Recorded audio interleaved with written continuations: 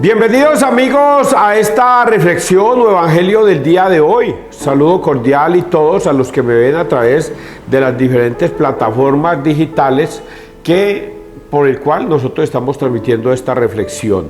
En Facebook, en YouTube, en WhatsApp, tengo un canal propio que llama Evangelio de César Arias. Tengo el canal de televisión que se transmite por Legón Telecomunicaciones de 5:30 a 7.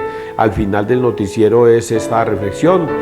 Tengo otra empresa que se llama Fibranet Plus, por donde también transmito esta reflexión de 7 a 8:30. Al final es que la reflexión. Bueno, muchas formas de comunicarme con ustedes, esperando agradarles y que les llegue esta reflexión a sus oídos y la entiendan. Sin embargo, mi mayor deseo es agradarme a mí y agradarle a Dios, primero a Dios y después a mí. Es lo primero que yo intento. ¿Por qué? Porque yo esto que estoy haciendo, lo estoy haciendo con una satisfacción impresionante. Para mí es un éxtasis poder llegar a este momento y transmitirles a ustedes la palabra de Dios. A quienes quieran escuchar, bendito sea Dios que me escuchen, porque lo que yo les hablo a ustedes es lo que está escrito en la Biblia. ¿Quién se cree este? Dirán algunos. ¿Quién se cree este para hablar de la palabra de Dios? Voy a decirles quién me creo, pues para los nuevos.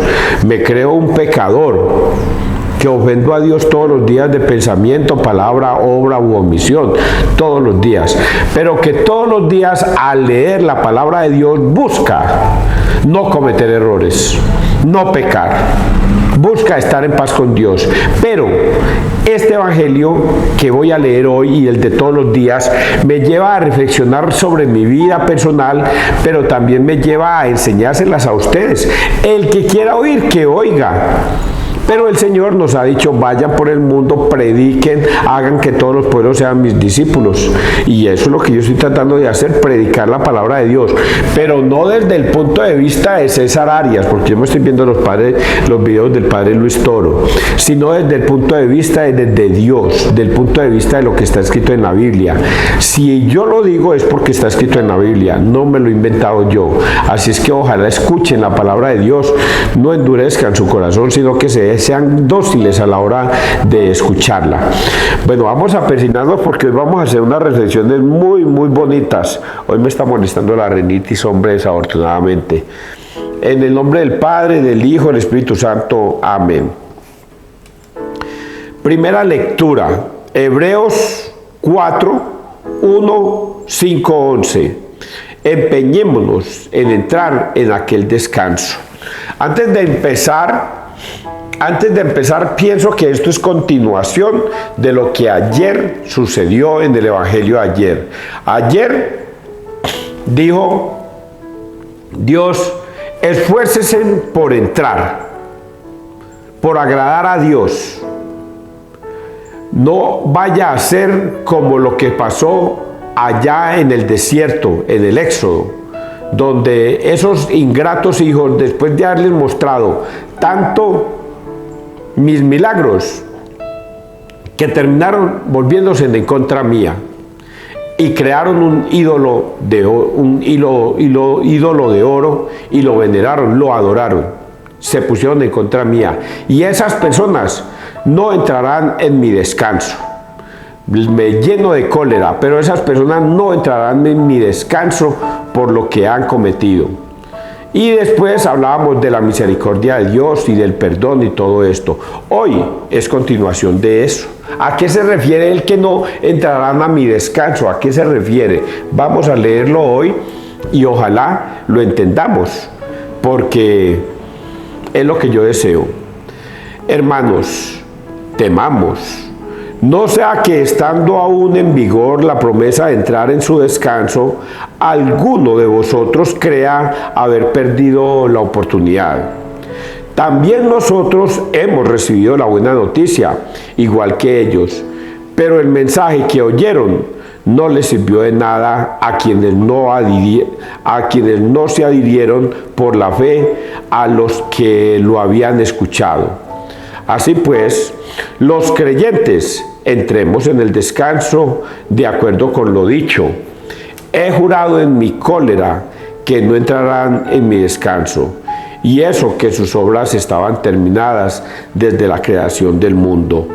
Acerca del día séptimo se dijo, y descansó Dios el día séptimo de todo el trabajo que había hecho.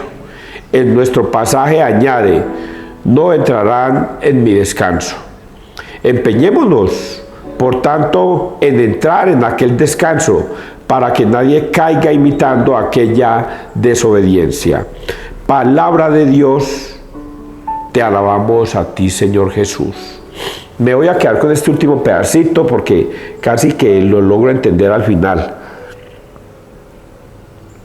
Dice el final, empeñémonos, por tanto, en entrar en aquel descanso, para que nadie caiga imitando a aquella desobediencia.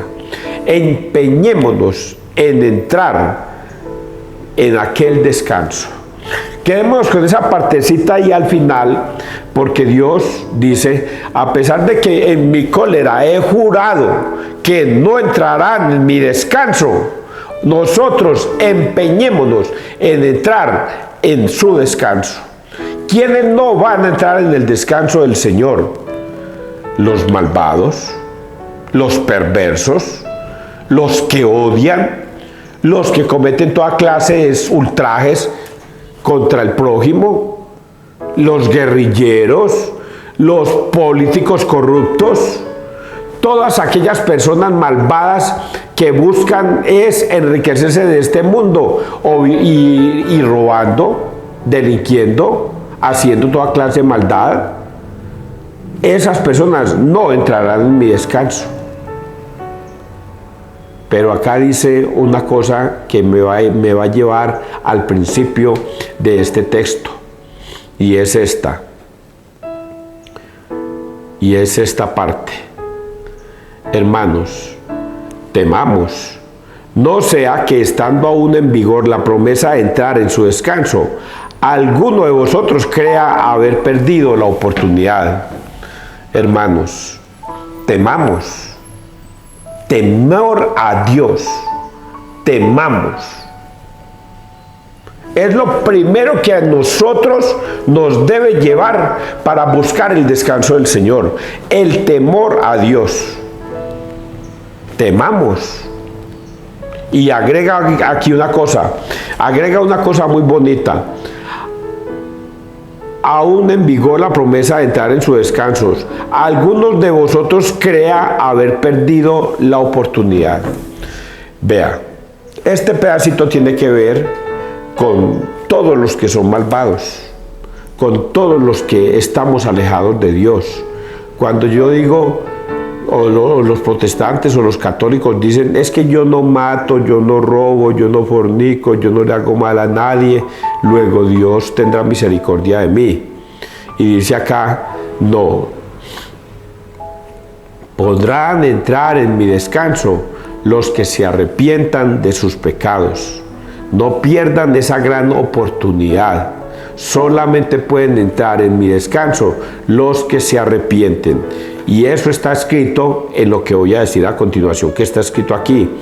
También nosotros hemos recibido la buena noticia igual que ellos, pero el mensaje que oyeron no les sirvió de nada a quienes no se adhirieron por la fe a los que lo habían escuchado. Así pues, los creyentes entremos en el descanso. Nos dice acá, algunos no quieren escuchar, no les interesa escuchar, pero nosotros sí, por la fe, nos adherimos al descanso. Nos adherimos a Cristo para obtener ese descanso. Primero nos dice que hasta los malos no entrarán, pero también nos dice que hasta los malos entrarán, siempre y cuando conserven y busquen cómo entrar, cómo adherirse. No pierdan el entusiasmo. Los malvados, escúchenme muy bien, si usted es una persona malvada, si usted es una persona mala, si usted es una persona que hace daño, odia, tiene rencor, venganzas y todas esas cosas, el Señor dice acá que le da una oportunidad de entrar en su descanso, de arrepentirse de sus pecados, que esa oportunidad está abierta, si usted sea el hombre más malo, el más perverso del mundo, Dios le da esa oportunidad. Pero luego se refiere a nosotros. Nosotros que hemos creído, busquemos estar en el descanso del Señor, estar ahí, pendientes, estar por medio de la fe. Buscar en el descanso lo que el Señor espera de nosotros. Voy a decir esta otra parte. Esta otra parte, a ver, ahora sí. Entremos en el descanso de acuerdo con lo dicho. He jurado en mi cólera que no entrarán en mi descanso, y eso que sus obras estaban terminadas desde la creación del mundo. Acerca del día séptimo se dijo, y descansó Dios al día séptimo de todo trabajo que había hecho.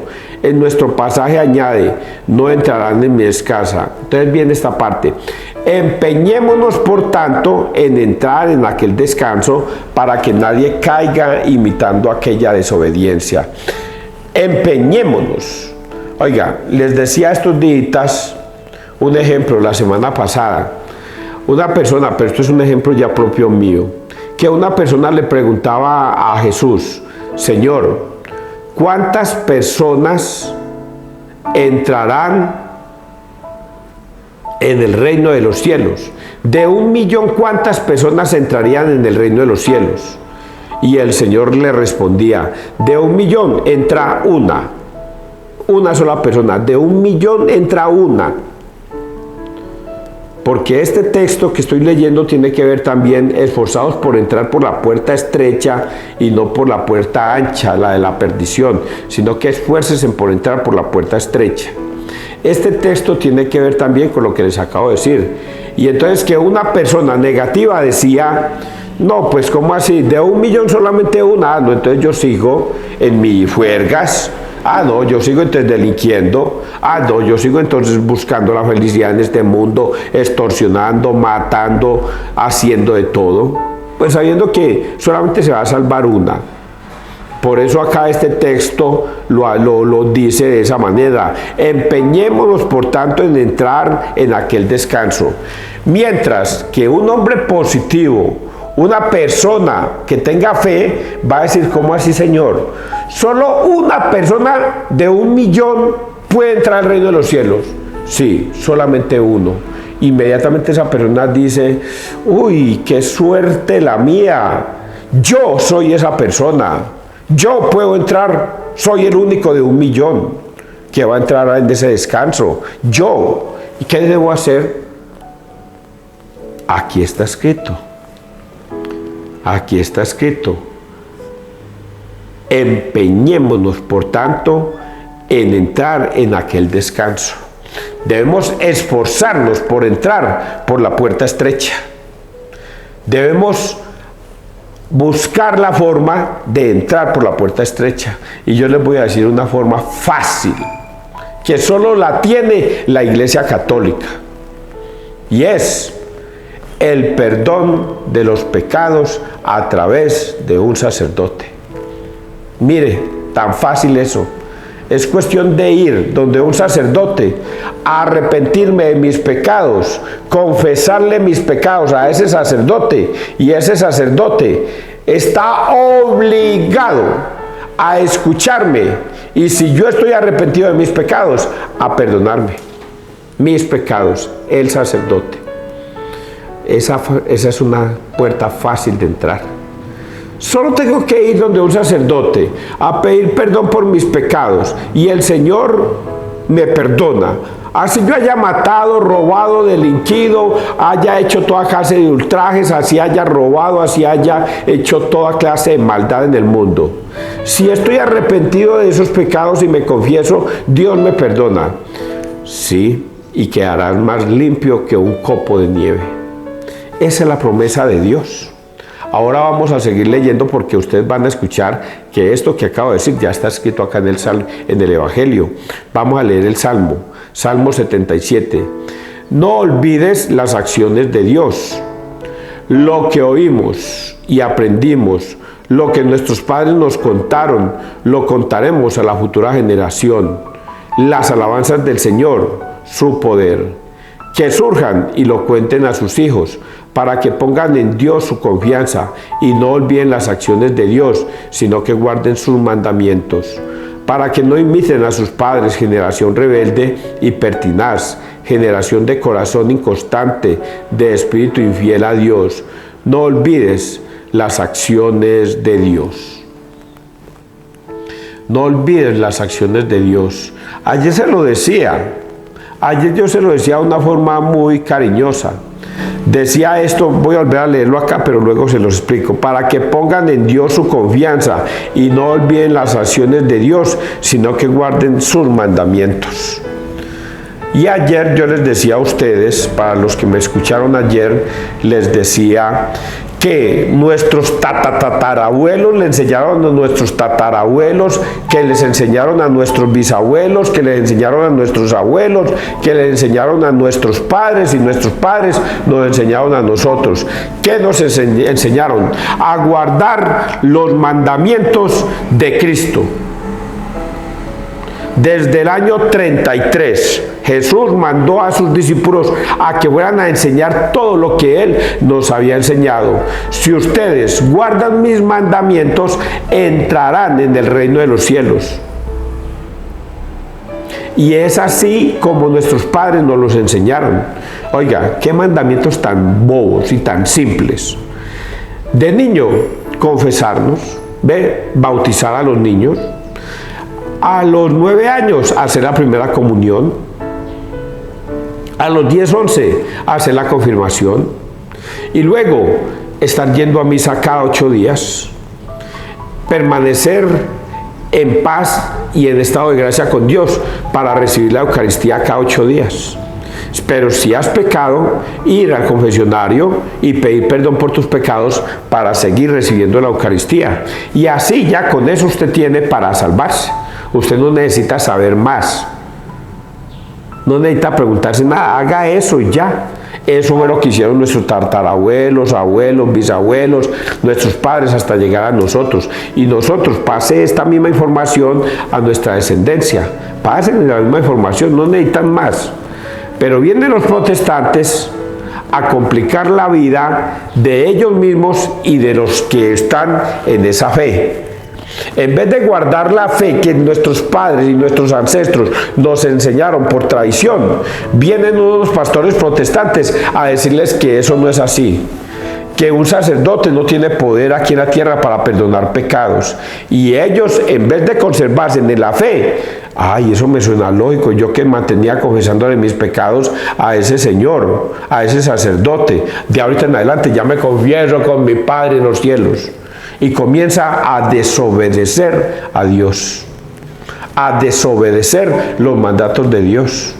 La Eucaristía que usted recibía cada 8 días, esa hostia ya le pareció insípida, ahí no está Cristo, eso es un simbolismo, eso se lo inventó la Iglesia Católica. Y como usted católico no estaba firme en la fe, se dejó ir, se dejó llevar y ya no está firme en la fe y se dejó llevar al protestantismo y ahora está cometiendo un pecado que se llama el pecado de la apostasía, que es un pecado mortal, que es apostatar en contra de la doctrina de Cristo.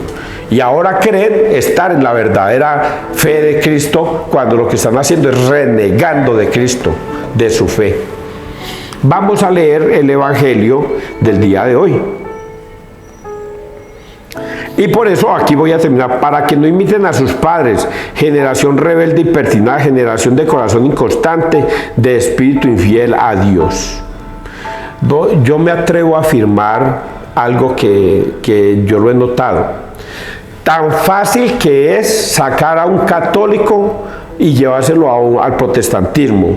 ¿Saben por qué es tan fácil? Porque Dios no obliga a nadie a estar en la fe católica. Dios no obliga a nadie. El que está en la Iglesia Católica está por fe. Y Dios no obliga a sostenerse en esa fe. Debe ser porque usted espiritualmente se sostiene. Pero viene un protestante y se lo lleva, el Señor deja que se lo lleven. ¿Dónde estaba su fe? ¿Por qué no se sostuvo en la fe? ¿Por qué se dejó arrastrar? Y deja que se lo lleven. Eso está escrito en la Biblia. porque Dios con D mayúscula les ha dado un poder engañoso para que crean en la mentira a fin de que no sean salvos. Deja que se los lleven por no conservarse en la fe, porque hay otra verdad que está escrito en la Biblia. Así yo no les hablo sino de las cosas que están en la Biblia. Dice: conoceréis la verdad y la verdad os hará libres. Y esa libertad es muy peligrosa. La libertad que Dios nos da es que Él no obliga a nadie a creer en Él, no obliga a nadie. Si usted está en la fe en Cristo, es porque usted quiere estar con Cristo, pero Él no lo va a obligar a usted a creer en Él. Y si usted se quiere ir, así como en el Juan 6:67, que Jesús le dice a sus discípulos: ustedes también se quieren ir. Ustedes también se quieren ir, porque Jesús no obliga a nadie a creer en el Evangelio de Él. Y vamos a leer ahorita sí este Evangelio que es muy bonito. Marcos 2:1-12. El Hijo del Hombre tiene autoridad en la tierra para perdonar pecados. Pónganle mucha atención a esto, muchachos. Mucha atención. Cuando a los pocos días entró Jesús en Cafarnaúm, se supo que estaba en casa. Acudieron tantos que no quedaba sitio ni a la puerta, y les proponía la palabra. Y vinieron trayéndole un paralítico, llevado entre 4, y como no podían presentárselo por el gentío, levantaron la techumbre encima de donde él estaba. Abrieron un boquete y descolgaron la camilla donde yacía el paralítico. Viendo Jesús la fe que tenían, le dice al paralítico: hijo, tus pecados te son perdonados. Unos escribas que estaban allí sentados pensaban para sus adentros: ¿por qué habla este así? Blasfema. ¿Quién puede perdonar pecados sino solo uno, Dios? Jesús se dio cuenta enseguida de lo que pensaban y les dijo: ¿por qué pensáis eso? Que es más fácil decir al paralítico: tus pecados te son perdonados, o decir: levántate, coge la camilla y echa a andar. Pues para que veáis que el Hijo del Hombre tiene autoridad en la tierra para perdonar pecados, dice al paralítico: te digo, levántate, coge tu camilla y vete a tu casa. Se levantó, cogió inmediatamente la camilla y salió a la vista de todos. Se quedaron atónitos y daban gloria a Dios diciendo: nunca hemos visto cosa igual. Palabra del Señor. Gloria a ti, Señor Jesús. Marcos 2:1-12.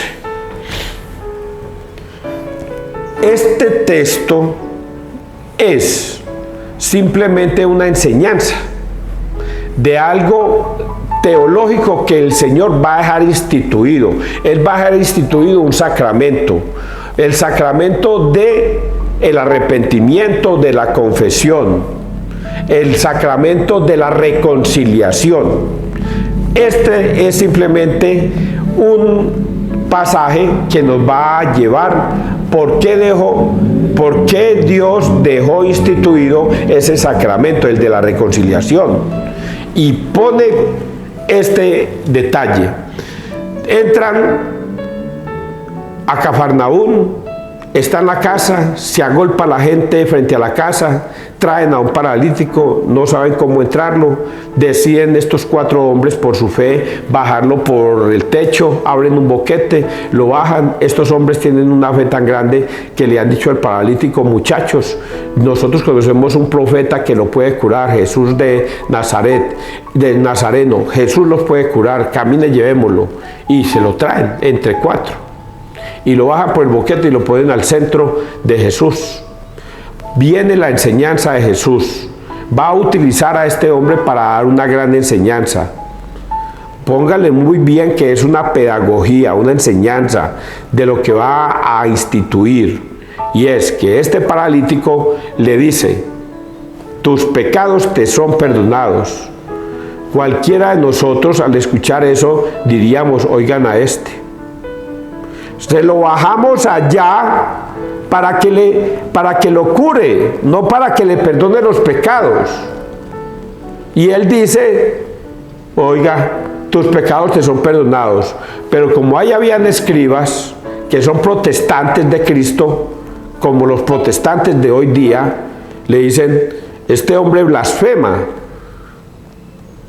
¿Cómo le va a perdonar pecados a él si el único que tiene poder aquí en la tierra para perdonar pecados es Dios en el cielo? Este hombre blasfema. Es el mismo cuento de los protestantes de hoy día, que creen que aquí no hay autoridad en la tierra para perdonar pecados. Y Jesús, que los conoce a esos protestantes de esa época y a los protestantes de ahora, les dice, ¿qué es más fácil hacer o decir? Tus pecados te son perdonados. O decirle a este paralítico, levántate, toma tu camilla y vete a tu casa. ¿Qué es más fácil?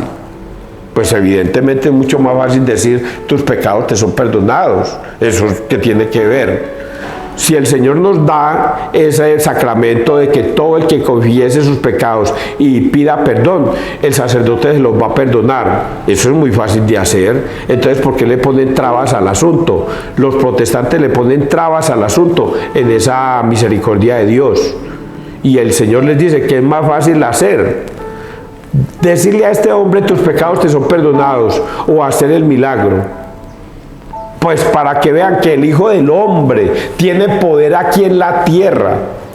Le digo a este hombre, levántate, toma tu camilla y vete a tu casa. Y el hombre se levantó.